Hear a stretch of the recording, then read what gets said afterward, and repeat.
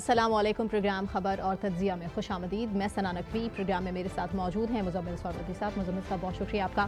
ناظرین، پروگرام کا آغاز پاکستان نے جو افغانستان پر حملہ کیا ہے اور دہشت گردوں کے 7 ٹھکانے تباہ کیے ہیں، اور یہ فضائی حملے طالبان کمانڈر سمیت متعدد اس حملے میں ہلاک ہوئے ہیں، اور آپ کو یہ سب سے زیادہ بتانا ضروری ہے کہ جو خودکش دھماکے پاکستان میں ہوئے اور جو دوحہ میں معاہدہ حکومتوں کے درمیان میں ہوا تھا، اس معاہدے کی خلاف ورزی کرتے ہوئے طالبان مسلسل پاکستان میں دہشت گردی کر رہے تھے، اور نہ صرف اسلام آباد میں ایک امام بارگاہ پر حملہ کیا، بلکہ بنوں میں، باجوڑ میں ماہ مقدس رمضان کے مہینے میں بھی جو ہے وہ ایک کے بعد ایک ہم نے دہشت گردی کے واقعات دیکھے ہیں۔ مزمل صاحب، کسی صورت ٹالریٹ نہیں کیا جائے گا ان دہشت گردوں کو۔ آئی ایس پی آر کی سٹیٹمنٹ ہمارے سامنے۔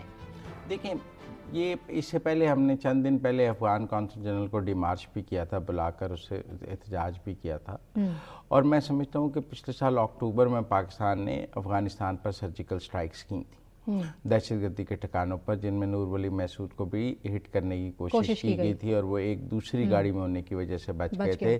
بہت کلوز سٹرائک تھی۔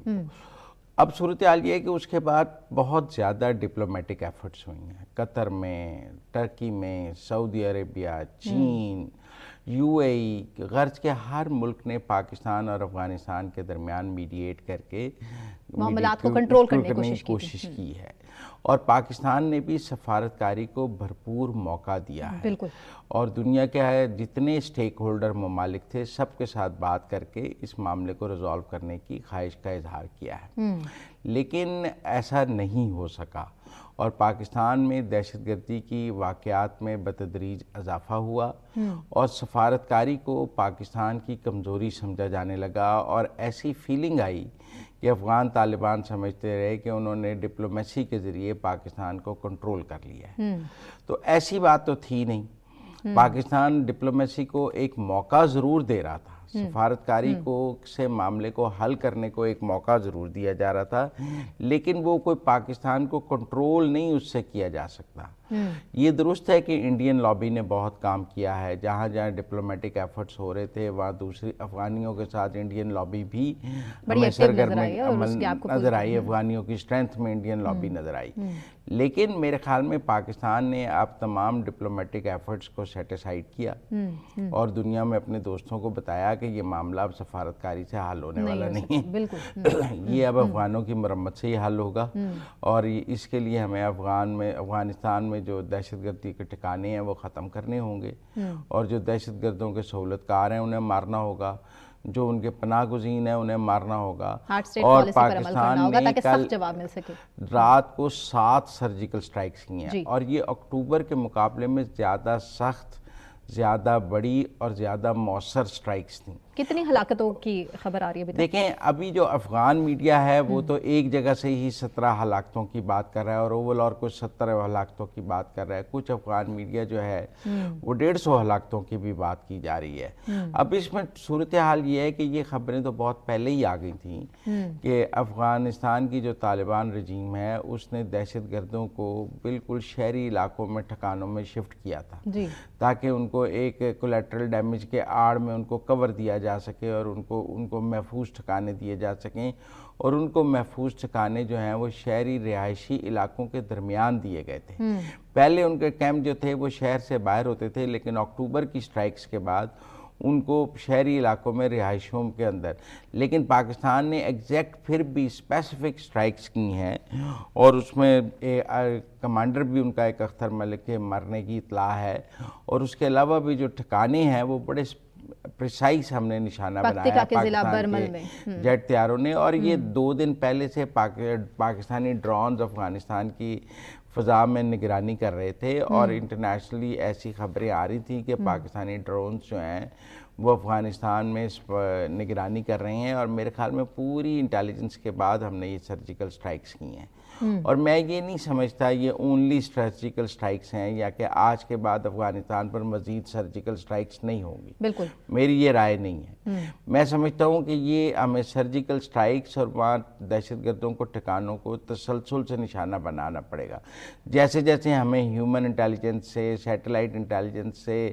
اور انٹیلیجنس سے وہاں دہشت دہشت گردوں کے ٹھکانوں کا پتہ چلتا جائے ویسے ویسے ہم ان کو نشانہ بناتے جائیں، اور یہ کانٹینیوس عمل ہونا چاہیے تاکہ وہاں جو افغانستان کے اندر ہائیڈ آؤٹس ہیں وہ ساری کی ساری ختم کی جا سکیں۔ اور اس معاملے میں آپ افغانستان کو کیسا دیکھ رہے ہیں؟ دیکھیں بات یہ ہے کہ اکتوبر میں جو پاکستان نے سرجیکل سٹرائکس کی تھیں تو اس کے بعد افغانستان نے تورخم پہ اور ادھر پاکستان کی چوکیوں پر حملہ کرنے کی کوشش کی تھی، لیکن ہم نے گھنٹے ڈیڑھ میں ہی وہ حملہ ناکام بنا دیا تھا اور ان کو بھاگنے پر مجبور کر دیا تھا۔ لیکن اس وقت ہم نے اتنا مارا تھا کہ لاشیں چھوڑ کر بھاگ گئے تھے، اور کہ اس بار انہوں نے کوئی جواب دینے کا اعلان نہیں کیا۔ جو افغان میڈیا ہے، جو ذبیح اللہ مجاہد یا افغان طالبان رجیم کے ذمہ داران کے جو بیانات آئے ہیں وہ یہ ہیں کہ افغانستان مناسب موقع پر جواب دے گا۔ یہ جب آپ کہتے ہیں نا کہ ہم مناسب موقع پر جواب دیں گے، اس کا مطلب ہے آپ کے اندر جواب دینے کی صلاحیت نہیں ہے۔ پاکستان کا جواب بیسیکلی افغانستان اور انڈیا دونوں کے لیے جواب ہے، دونوں کے لیے جواب ہے، اور میں سمجھتا ہوں کہ آج افغانی جو ہیں وہ اپنے انڈین ماسٹرز کے آگے رو رہے ہوں گے کہ ہمیں بچاؤ، کہ تمہارے چکر میں کیا کیا ہم نے۔ آپ نے تو کہا تھا اب ہم پر حملہ نہیں ہوگا، ہم دنیا سے بات کر رہی ہیں اور اب ہم پاکستان کو افغانستان پر حملہ کرنے سے روک دیں گے۔ تو آج وہ جو افغان طالبان جو انڈین پاکٹ میں جا کے بیٹھے ہوئے تھے وہ آج اپنے انڈین ماسٹرز کو رو رہے ہوں گے کہ جی ہمیں بچاؤ، یہ تو پاکستان نے رات ہمیں پھر بڑی کٹ چڑھائی ہے، اور پاکستانی جیٹ طیاروں نے ہمیں بہت مارا ہے رات کو، اور ہماری 7 جگہوں پہ مارا ہے، 4 صوبوں میں حملہ کیے ہیں، اور بالکل سٹینڈرڈ جو ہے سرجیکل سٹرائکس کی ہیں۔ میرے خیال میں تو آج تو افغانستان کی جو طالبان رجیم ہے وہ انڈینز کے آگے رو رہی ہوگی کہ آپ ہمیں مروا رہے ہیں۔ اگر یہ روز بمباری ہوتی رہی تو ہمارے لیے تو افغانستان پہ حکومت کرنا بھی مشکل ہو جائے گا، اور فنڈز کی ڈیمانڈ بھی کر دیں گے، اور وہ روز کہیں گے۔ میرا ذاتی طور پہ یہ خیال ہے کہ جو افغانستان اور انڈیا کا نیکسس ہے وہ بھی اس پاکستان کی سرجیکل سٹرائک سے ایکسپوز ہوگا، کیونکہ آپ اس سے دیکھیں کہ افغانستان کو یہ احساس ہوگا کہ انڈیا ان کی کوئی مدد نہیں کر سکتا۔ اس موقع پر جب پاکستان نے آخری فیصلہ کر لیا ہے سرجیکل سٹرائکس کرنے کا، تو اس کے بعد انڈیا جو ہے وہ اب افغانستان کی کوئی مدد نہیں کر سکتا۔ پہلے ہی جو وہ ٹریڈ روٹس دیکھ رہے تھے بذریعہ ایران، چابہار، انڈیا چابہار کو چھوڑ کے جا چکا ہے، اور وہ ٹریڈ روٹس کی جو آلٹرنیٹ ٹریڈ روٹس کی بات تھی وہ تو مکمل طور پہ ناکام ہی ہو چکی ہے، اور پاکستان نے جو ٹریڈ سینکشنز لگائی ہیں، ٹریڈ بند کی ہیں، اس کا افغانستان کی اکانومی پہ بہت سیویئر امپیکٹ سامنے آیا ہے۔ اور ایسا نہیں ہے کہ اس کا امپیکٹ سامنے نہیں آیا، افغان طالبان اس سے بہت پرابلم میں ہیں، لیکن اب ان کو کوئی فیس سیونگ نہیں مل رہی تھی، انڈین ان کو لالی پاپ دے رہے تھے کہ ہم کریں گے، لیکن اب صورتحال یہ ہے کہ میں سمجھتا ہوں کہ کل رات سے جب سے پاکستان نے یہ سرجیکل سٹرائکس کی ہیں، افغانی انڈینز کے آگے رو رہے ہوں گے کہ ہم کیا کریں، تو آگے سے انڈینز کہہ رہے ہوں گے ہم کیا کریں، ہمارے پاس ہم تو پہلے ہی مار کھا چکے ہیں، ہمارے تو پہلے ہی 7 جہاز انہوں نے گرا دیے ہیں، اور ٹرمپ ہمارا روز مذاق اڑاتا ہے، تو ہم آپ کی کیا مدد کریں۔ تو میرا خیال ہے کہ وہ کہتے ہیں کہ آپ کبھی کسی کمزور دوست کے سر پہ لڑائی نہ لڑیں، تو افغان طالبان نے ایک کمزور دوست، یعنی کہ جو بھارت ہے وہ ان کا ایک کمزور دوست ہے پاکستان کی نسبت، جو حال ہی میں پاکستان سے شکست کھائی ہے جس نے، اور جس کی انٹرنیشنل امبیرسمنٹ ابھی جاری ہے پاکستان کے ہاتھوں، اس کے ہاتھوں شکست کھائی ہے، وہ اس پر بینک کر کے تو پاکستان سے نہیں لڑ سکتے۔ اور میں آپ کو ایک بات بتاؤں، افغانستان کا کوئی ایئر ڈیفنس سسٹم نہیں ہے، افغانستان کی کوئی ایئر فورس نہیں ہے، افغانستان کی کوئی پراپر آرمی نہیں ہے۔ وہ اپنے ملک پر تو انہوں نے قبضہ کیا ہوا ہے لوگوں کو ڈرا کے، لیکن وہ کوئی پراپر آرمی نہیں ہے جو کسی دوسرے ملک سے یا پاکستان سے لڑ سکے۔ ان کے پاس پاکستان کی سرجیکل سٹرائکس کا کوئی جواب نہیں، وہ صرف بھارت کے سر پہ تڑ رہے تھے کہ بھارت دنیا کو منا لے گا کہ پاکستان پر حملہ نہ کیا جائے۔ بھارت کا پلان آپ بھول گئے کہ یہاں سے افغانستان حملہ کرے گا، وہاں سے بھارت حملہ کرے گا، پاکستان کو کیپچر کرے گا۔ میرے خیال میں آج جو قطر میں دوحہ میں سیز فائر کا اعلامیہ ہوا تھا، اس کے بعد استنبول میں مذاکرات ہوئے تھے، وہ اعلامیہ ختم ہو گیا، اور پاکستان نے وہ سیز فائر کا اعلامیہ ختم کر کے سرجیکل سٹرائکس کرتی ہیں۔ پچھلے دنوں آپ کو پتہ ہے ایک سعودی ڈیلیگیشن بھی کابل گیا تھا، اور انہوں نے بڑا ڈرامہ کیا افغانیوں نے کہ ہم پاکستان کے 3 فوجی رہا کر رہے ہیں۔ وہ لوگ تھے جو وہاں باڑ نہیں لگا رہے تھے پاک افغان بارڈر پہ، آپ نے ان وینڈرز کو پکڑ لیا تھا اور ان کو فوجی بنا کے پیش کر رہے تھے. وہ وینڈرز آپ عام شہریوں کو پکڑ کے آپ پیش کر رہے تھے. لیکن ٹیکنیکل بات ہے، مجھے ایسا لگتا ہے کہ سعودی میڈیشن بھی ناکام ہوئی. جو سعودی ڈیلیگیشن کابل گیا اور اس کے بعد اسلام آباد آیا، مجھے لگتا ہے سعودی میڈیشن بھی ناکام ہوئی، ٹرکش میڈیشن بھی ناکام ہوئی، قطر میڈیشن بھی ناکام ہوئی، یو اے ای میڈیشن بھی ناکام ہوئی، چائنیز میڈیشن بھی ناکام ہوئی. اور ایک انڈیا کے سر پہ افغانستان نے کافی ممالک کو ناراض بھی کیا ہے، کیونکہ اس سے پہلے بھی بارہا مذاکرات کا نتیجہ ہم نے دیکھا ہے کہ افغانی اور میں سمجھتا ہوں کہ اس وقت افغانستان میں شدید جو ہے وہ پریشانی ہے.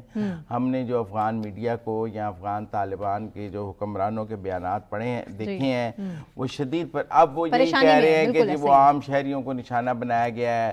وہ پرانی تصویریں ٹویٹ کر رہے ہیں کہ جی یہ ہو گیا ہے، وہ ہو گیا ہے، جو نیٹو دور کی ہیں. لیکن ٹیکنیکل بات یہ ہے کہ افغانستان کے لوگوں کو بھی یہ سمجھ آ رہی ہے آہستہ آہستہ کہ پاکستان کے حملوں کا افغان طالبان کے پاس کوئی جواب نہیں ہے. بالکل ٹھیک. وہ ان کے پاس اس کو رسپونڈ کرنے کے لیے نہ کوئی حکمت عملی ہے، نہ کوئی جواب ہے.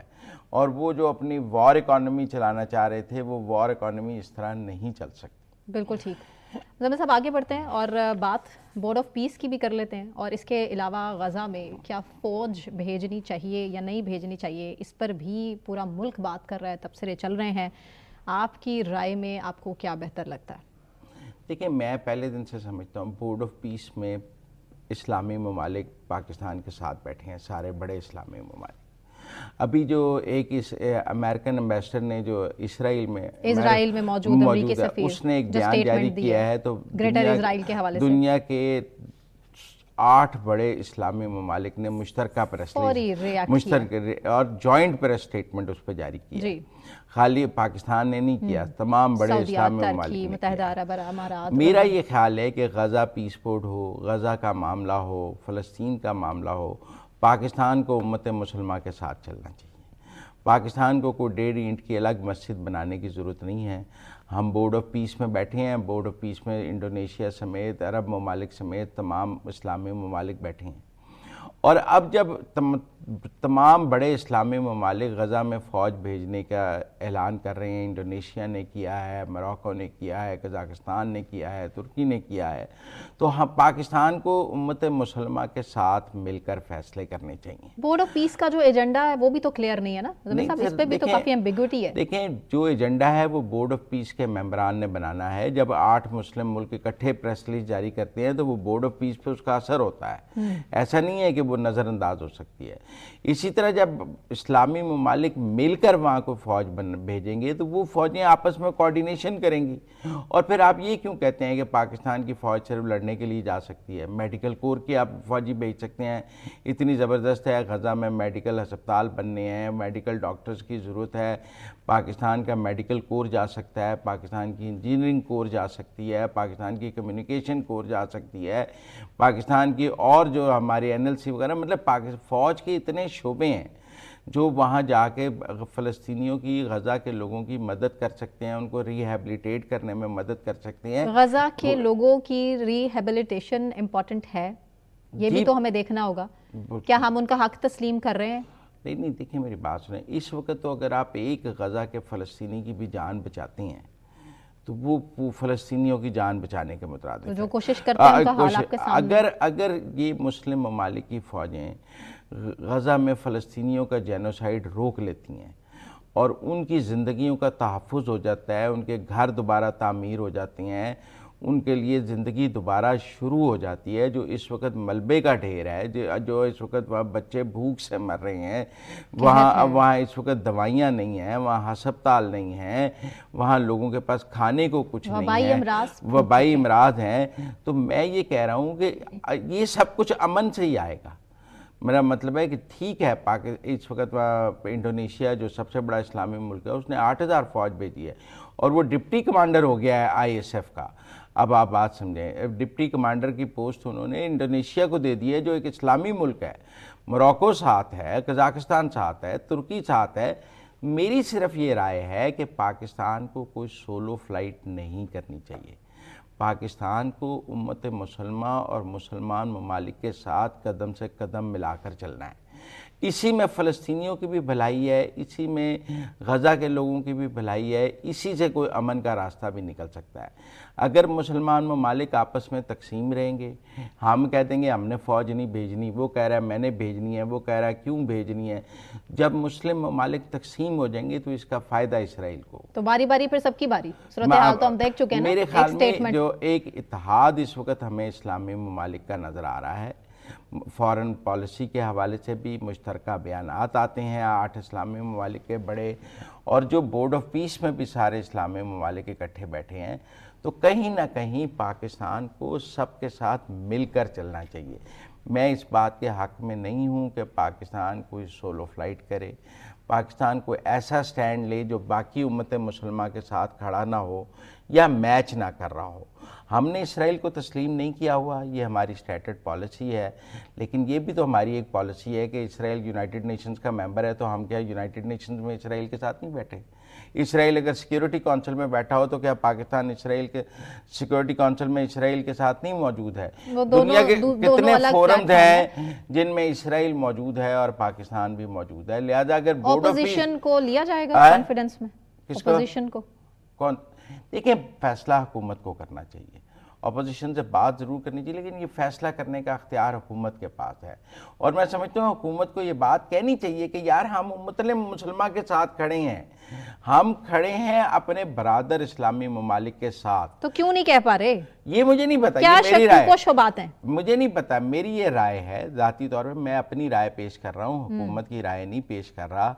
मुझे तो खुद हुकूमत की से इख्तलाफ है कि वो एक वाज़े मौक़िफ़ के साथ सामने नहीं आ रहे ना। उन्हें, मेरा मतलब है उन्हें फ़ौरन कहना कि हमें हमारी मेडिकल कोर जो है वो गज़ा जाएगी, कि वो हमारे इतने ज़बरदस्त फ़ौजी डॉक्टर्स हैं जिनको वॉर एरिया का इतना तजर्बा भी है, हमें कहना चाहिए हमारे कम्युनिकेशन के, वहाँ कम्युनिकेशन की ज़रूरत है, इंजीनियरिंग की ज़रूरत है, और हमारा पीस कीपिंग में इतना ज़बरदस्त तजर्बा है पाकिस्तान का, हम वॉर जोन्स में पीस करने के इतने माहिर दुनिया में समझे जाते हैं। तो जो हमारी महारत है वो हम गज़ा के लिए इस्तेमाल नहीं करेंगे। कल को जब गज़ा में अमन हो गया, दो ऑप्शन है ना, एक ये है कि इसके नतीजे में गज़ा में अमन नहीं होगा, और एक ऑप्शन है कि इसके नतीजे में गज़ा में अमन हो जाएगा। अगर गज़ा में अमन हो गया, फ़लस्तीनियों की बेहतरी हो गई, तो हम उस बेहतरी और अमन में शामिल नहीं होंगे अगर फौज नहीं भेजेंगे। बेहतर होंगे, लेकिन क्या ये अमन मकसूद भी है? अगर अमन नहीं होता तो we can always pull back, जैसे बाकी इस्लामी मुल्क के पास हमारे पास होगा ये राइट। होगा, क्यों नहीं होगा? अगर जाने का रास्ता है तो वापस आने का भी रास्ता है, और मुस्लिम ममालिक मिलकर फैसला करेंगे। मैं नहीं समझता कोई भी मुस्लिम मुल्क अपनी फौज इसलिए भेज देगा कि वो गज़ा के लोगों को मारेगी या हमास को मारेगी। कोई मुस्लिम मुल्क ये अफोर्ड नहीं कर सकता, चाहे वो इंडोनेशिया हो, चाहे वो टर्की हो, चाहे वो आज़रबाईजान हो, चाहे वो कज़ाकिस्तान हो, चाहे वो मोरक्को हो। 100% मुस्लिम आबादी वाले मुल्क अगर फ़ौज भेज रहे हैं तो वो ऐसा अफोर्ड ही नहीं कर सकते। हमसे ज़्यादा उन ममालिक में फ़लस्तीन के लिए मुजाहरे हुए हैं, हमसे बड़े मुजाहरे हुए हैं वहाँ फ़लस्तीन के हक में, तो मुजाहरे उन ममालिक के लिए, टर्की में जो हुए हैं, जो मोरक्को में, आपको पता है जो बाइकआउट की मुहिम है वो सबसे कामयाब मोरक्को में हुई। बिल्कुल, जो इजरायली मसनूआत के बाइकआउट की प्रोड्यूस किया, आपको पता है सबसे मोरक्को की सबसे कामयाब थी, तो वहाँ का पब्लिक सेंटीमेंट भी आपको पता है ना, प्रो पैलेस्टाइन। तो इसलिए मेरी ये ज़ाती राय है, बाकी फैसला हुकूमत ने करना है और अरबाब इख्तियार ने करना है, लेकिन मेरे ख्याल में उम्मत मुसलमा के साथ मिलकर फैसले करना। इजरायली तोसी मंसूबा, ग्रेटर इसराइल की अगर बात करें, और उस पर इजराइल वक्तन फवक्तन, जो इसराइल के प्राइम मिनिस्टर है तो स्टेटमेंट देते हैं, लेकिन अमरीकी सफ़ीर के बयान के बाद जो पाकिस्तान समेत 14 ममालिक का सख्त रद्द-ए-अमल सामने आया है। मुज़म्मिल साहब, ये कोई छोटी और मामूली चीज़ नहीं है। मैं आपको बताऊं, उनके उस अमरीकी सफ़ीर के इस बयान को कोई अमेरिकन स्टेट डिपार्टमेंट ने भी सेकंड नहीं किया है, और वो हाँ क्या करेंगे? हाँ, क्या ये ऐसी है जैसे कोई इंडिया में बैठा सफ़ीर था, वो कह रहा था प्लानिंग तो हो रही थी ना। देखिए, तौसी मंसूबा इसराइल का मौजूद है, हम उससे इनकार नहीं करते। उसको रोकने का तरीका क्या है? हमने तो गज़ा में जो कुछ हो गया नहीं रोका, तो दूसरे मुल्कों में क्या कर सकते हैं? गज़ा में रोकने का भी तरीका यही है ना कि हम अपनी फ़ौज वहाँ मौजूद रखें ताकि मज़ीद तौसी मंसूबा ना हो। अगर हम अपने घर बैठे रहेंगे तो तौसी मंसूबा चलता रहेगा। चले देखते हैं, बूट्स ऑन ग्राउंड होना बहुत ज़रूरी है कि आने वाले वक्त में क्या होता है। ठीक है, बहुत शुक्रिया मुज़म्मिल साहब आपका। मुझे सना नकवी को इजाज़त दीजिए, अपना ख्याल रखें।